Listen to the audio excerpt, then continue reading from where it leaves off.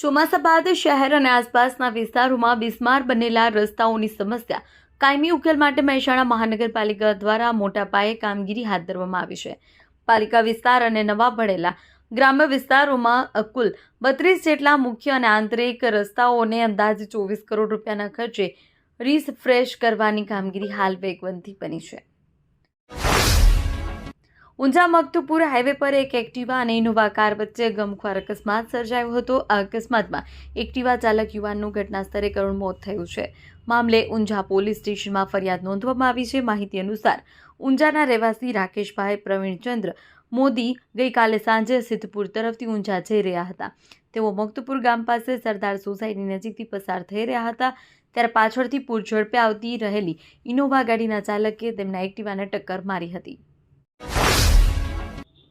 મહેસાણા તાલુકાના ચિત્રોડીપુરા ગામે આઠમણા મહોલ્લામાં આવેલા ગુગા મહારાજ અને સતી માતાજીના મંદિરમાં રાત્રિ દરમિયાન અજાણ્યા તસ્કરોએ તાળા તોડી સોના ચાંદીના આભૂષણો અને દાનપેટી મળી કુલ 5 લાખથી વધુના મત્તાની ચોરી કરી તસ્કરો ફરાર થયા છે. સમગ્ર ચોરીની ઘટના અંગે મહેસાણા તાલુકા પોલીસ મથકમાં ફરિયાદ નોંધવામાં આવી છે.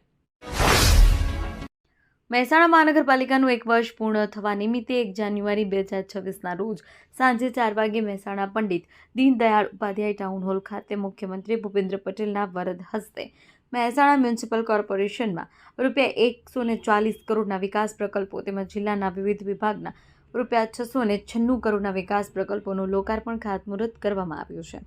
આ પ્રસંગે ઉર્જા મંત્રી ઋષિકેશ પટેલ અને જિલ્લા પ્રભારી મંત્રી પ્રવીણ માળી ઉપસ્થિત રહ્યા હતા. કડી તાલુકાના સુજાતપુરા ગામે ઉઘરાણીના મામલે હિંસક હુમલો થયો હતો.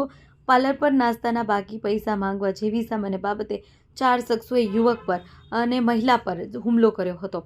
ઘટનામાં યુવકનું માથું ફોડી નાખવામાં આવ્યું હતું જ્યારે મહિલાને પાવડાથી માર મારવામાં આવ્યો હતો. કડી પોલીસે 4 આરોપીઓ સામે ગુનો નોંધી વધુ તપાસ હાથ ધરી છે.